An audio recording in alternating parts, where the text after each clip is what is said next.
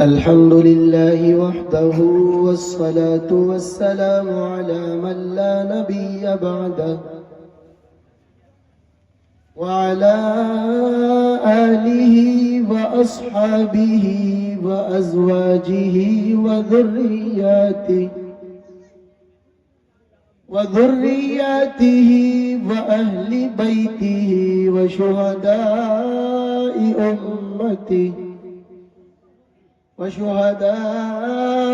أمته وأوليائه أجمعين. أما بعد فقد قال الله تبارك وتعالى في القرآن المجيد والفرقان الحميد: فأعوذ بالله السميع العليم من الشيطان الرجيم. بسم الله الرحمن الرحيم. إن الذين قالوا ربنا الله ثم استقاموا تتنزل عليهم الملائكة ألا تخافوا ولا تحزنوا وأبشروا بالجنة التي كنتم توعدون. وقال الله تعالى في مقام آخر: فاستقم كما أمرت.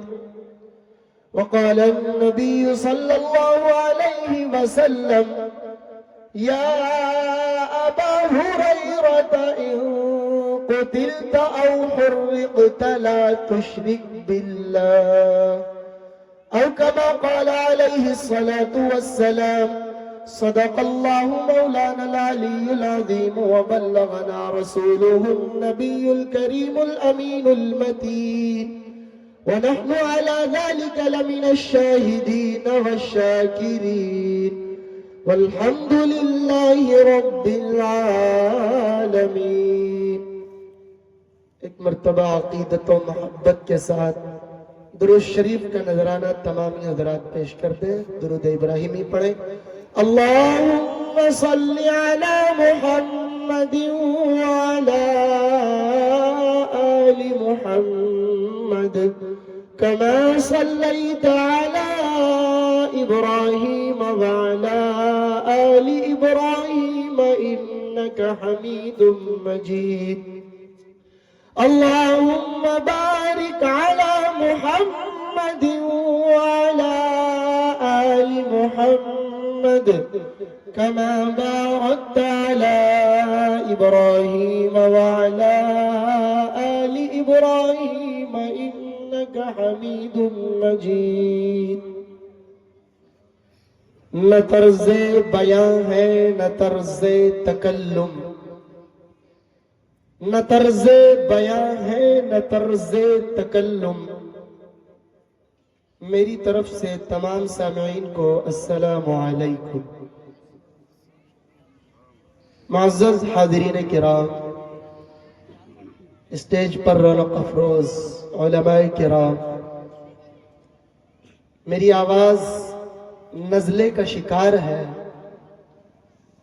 اس کے باوجود میں جتنی دیر لب کشائی ہو سکے آیت کریمہ میں نے آپ حضرات کے سامنے تلاوت کی، اسی کے ضمن میں اپنی بات پیش کرنے کی کوشش کروں گا.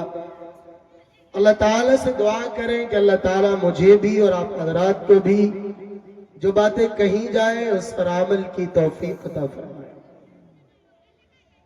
اللہ تبارک و تعالیٰ نے قرآن کریم کے اندر ارشاد فرمایا: ان الذین قالوا ربنا اللہ، بے شک وہ لوگ جنہوں نے کہا ربنا اللہ کہ ہمارا رب اللہ ہے، ہمارا پروردگار اللہ ہے، ہمیں پالنے والا اللہ ہے، جنہوں نے ہر چیز میں رب خدا کو بنایا.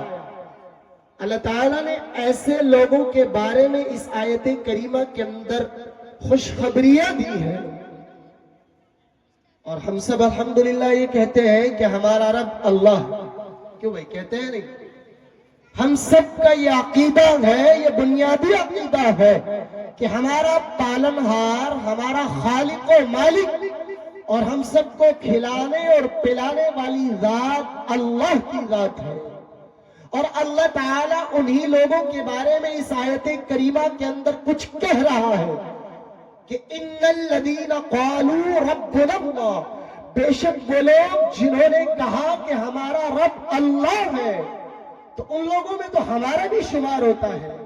تو گویا یہ آیت ہمارے بارے میں ہے.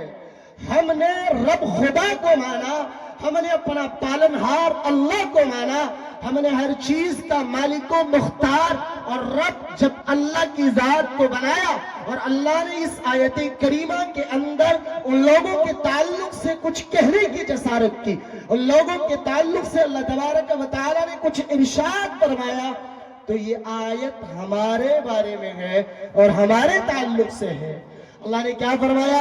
ان الذین قالوا ربنا اللہ ثم استقاموا، بے شک وہ لوگ جنہوں نے کہا کہ ہمارا رب اللہ ہے، ثم استقاموا، صرف اتنا کہہ دینا کافی نہیں ہے. ثم استقاموا، پھر اس کے اوپر جمے رہے. جب رب خدا کو مان لیا تو اب کسی دوسری طاقت سے نہ ڈرے، کسی دوسرے کے سامنے نہ جھکے.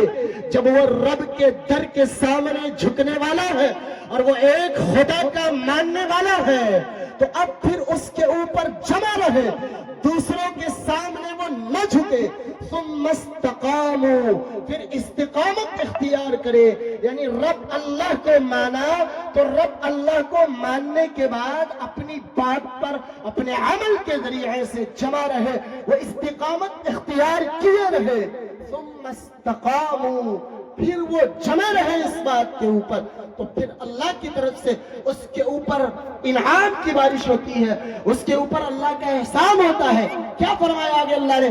آیت کے اگلے ٹکڑے میں اللہ نے ارشاد فرمایا تتنزل علیہم الملائکہ، ان لوگوں کے اوپر فرشتے نازل ہوتے ہیں، اللہ کی طرف سے فرشتے نازل ہوتے ہیں اور ان کو اس بات کا وہ سمجھاتے ہیں اور ان کو اس بات کی وہ تلقین کرتے ہیں اور انہیں یہ خوشخبری سناتے ہیں. کیا کہتے ہیں؟ اللہ فرما رہا ہے تتنزل علیہم الملائکۃ الا تخافوا ولا تحزنوا، فرشتے ان پہ سامنے ان کے پاس آ کر یہ بات کہتے ہیں اللہ تخافوا، جب رب اللہ کو مان لیا تو نہ ڈرو، ولا تحزنوا، اور غم نہ کرو. اور اگلی آیت میں خوشخبری سنائی وَأَبْشِرُوا بِالْجَنَّةِ الَّتِي كُنْتُمْ تُوعَدُونَ. آیت کے اگلے ٹکڑے میں اللہ فرما رہا ہے کہ اور خوش ہو جاؤ بِالْجَنَّةِ الَّتِي كُنْتُمْ تُوعَدُونَ، اس جنت کے ساتھ خوش ہو جاؤ، اور وہ جنت جو تمہیں دی جائے گی اس جنت پر تم خوش ہو جاؤ. كُنْتُمْ تُوعَدُونَ، جس کا تم سے وعدہ کیا جاتا تھا. تو جن لوگوں نے رب اللہ کو مانا، جن لوگوں نے اپنا پروردگار اللہ کو مانا، ثم استقاموا، پھر اس کے اوپر جمے رہے. اس آیت کے اندر خوشخبری اور بشارت اس شخص کے لیے ہے جس نے رب خدا کو مانا اور پھر اس بات کے اوپر جمع رہا، جس نے استقامت کو اختیار کیا، جو استقامت پر پوری زندگی چلتا رہا، جو استقامت پر دوام پر ہمیشگی کے ساتھ عمل کرتا رہا. اس شخص کے لیے اللہ تبارک و تعالی کی طرف سے یہ اعلان سنایا جاتا ہے کہ اسے کسی بات سے ڈرنے کی ضرورت نہیں ہے، نہ دنیا میں کسی چیز کا اس کو ڈر اور خوف ہے، اور نہ ہی آخرت میں جب وہ جائے گا تو وہاں بھی اسے کسی چیز کا ڈر اور خوف نہیں ہوگا. اللہ تخافوا ولا تحزنوا وابشروا بالجنہ، اور جنت کی بشارت اور خوشخبری اس شخص کو دے دی جاتی ہے جو رب مانے خدا کو اور پھر اس کے اوپر جمع رہے. گویا استقامت ایک بڑا عمل ہے. اگر انسان اپنی زندگی کے اندر استقامت اختیار کرتا ہے، کسی بھی معاملے کے اندر عقیدہ توحید پر ہو یا اپنے اعمال کے اندر ہو، اگر بندہ استقامت پر چلتا ہے تو یہ اس کی زندگی کی سب سے بڑی کامیابی ہے۔ استقامت کا مطلب کیا ہے؟ استقامت کا مطلب عربی لغت کے اندر چال چلن کی درستگی اور اخلاق کی عمدگی کو استقامت کہتے ہیں۔ عرب میں جب کسی کے اخلاق اچھے ہو جائے، کوئی بگڑا ہوا انسان تھا اور وہ سدھر جائے تو اس کے بعد کہا جاتا ہے استقام فلان، استقام فلان، کہ فلاں شخص درست ہو گیا۔ تو یہ استقامت ہم سب کے لیے ایک بڑا اللہ تبارک و تعالی کی طرف سے بڑی آزمائش ہے۔ ہمیں چاہیے کہ ہم استقامت کو قرار پکڑیں۔ استقامت کی حقیقت کیا ہے؟ استقامت کی حقیقت یہ ہے کہ بندہ اقرار کے بعد قرار اختیار کرے۔ جب رب خدا کو مانا، جب ہر چیز کا مالک خدا کو مان لیا، اقرار کر لیا، تو اقرار کے بعد قرار پکڑنا یعنی جمنا، اور اقرار جب رب خدا کو مان لیا تو اس بات کے اوپر جمے رہو، اب اس بات سے راہ فرار اختیار نہ کرو۔ اسی لیے استقامت کی تفسیر بے شمار تفسیر استقامت کے تعلق سے کی گئی ہے۔ حضرت ابو بکر صدیق رضی اللہ تعالیٰ عنہ نے ثم استقاموا اور فاستقم کی تفسیر جو فرمائی تو فرمایا کہ استقامت کی تفسیر یہ ہے کہ بندہ ایمان اور توحید پر جمع رہے۔ حضرت عمر فاروق رضی اللہ تعالیٰ عنہ نے استقامت کی تفسیر یہ بتلائی کہ اللہ کے تمام احکام، اوامر و نواہی کے اوپر بندہ۔ حضرت عثمان غنی رضی اللہ تعالیٰ عنہ نے استقامت کی تفسیر اخلاص عمل سے فرمائی کہ جو بھی عمل نیک کام کرے، ثواب کا کام کرے تو اخلاص سے کرے۔ حضرت علی اور حضرت عبداللہ بن عباس رضی اللہ تعالیٰ عنہ نے استقامت کی تفسیر ادائے فرائض سے فرمائی کہ فرائض کو ادا کرے تو گویا وہ استقامت ہے۔ بہرحال استقامت ایک بڑا جامع لفظ ہے، استقامت ایک بڑا معنی والا لفظ ہے۔ ہمیں چاہیے کہ ہم ہر کام کے اندر استقامت اختیار کریں۔ اسی لیے محققین صوفیہ نے یہ فرمایا ہے کہ استقامت کا درجہ کرامت سے بھی بالاتر ہے۔ یعنی اگر کسی انسان کے اندر سنت کے اوپر استقامت ہے، فرائض کی ادائیگی کے اوپر استقامت ہے، حرام کاموں سے وہ لگاتار بچ رہا ہے۔ استقامت کا مطلب سمجھ رہے؟ کسی کام کو لگاتار کرنا، سمجھ میں آ رہا ہے؟ استقامت میں بار بار بول رہا ہوں، یعنی ہمیشگی کے ساتھ ایک کام کرنا، تو یہ استقامت کہتے ہیں۔ تو محققین صوفیہ فرماتے ہیں کہ استقامت کا درجہ کرامت سے بالاتر ہے۔ یعنی اگر کسی شخص کے اندر کسی نیک کام میں استقامت ہے، کوئی شخص نمازیں پڑھ رہا ہے، وہ بالکل لگاتار پوری زندگی مسلسل لگاتار نمازیں پڑھ رہا ہے، کوئی شخص سنت پر عمل کر رہا ہے، استقامت کے ساتھ پوری زندگی وہ سنت پر عمل کر رہا ہے، تو محققین صوفیہ فرماتے ہیں کہ یہ بڑی کرامت ہے، یہ کرامت سے اس کا درجہ بالاتر ہے۔ حضرت مولانا رشید احمد گنگوہی رحمت اللہ علیہ کے سامنے ایک شخص آیا حضرت کی خدمت میں، اور اس نے کہا کہ حضرت میں آپ کی کچھ مہینے جو ہے خدمت کرنا چاہتا ہوں۔ وہ حضرت کی صحبت میں رہا 4-5 مہینے، جب وہ حضرت کی صحبت میں رہا اور حضرت کی صحبت میں 4-5 مہینے رہنے کے بعد اس نے کہا کہ حضرت میں اب اجازت چاہتا ہوں، میں جانا چاہتا ہوں۔ تو جانے کے وقت میں اس نے حضرت گنگوہی رحمت اللہ علیہ سے کہا کہ حضرت میں تو جا رہا ہوں، لیکن میں نے سنا تھا کہ آپ بڑے پیر ہیں اور آپ کی میں نے بہت تعریفیں سنی تھی، لیکن میں نے آپ کے اندر کوئی کرامت نہیں دیکھی۔ میں نے یہ نہیں دیکھا کہ خلاف قیاس کوئی آپ سے کوئی بات صادر ہوتی ہو۔ تو میں تو بڑی آپ کی تعریفیں سنتا تھا اور آپ کے بارے میں تو بہت کچھ سنا کرتا تھا، لیکن 4 یا 5 مہینے جو میں آپ کی خدمت میں رہا، اس درمیان میں نے آپ سے کوئی کرامت نہیں دیکھی۔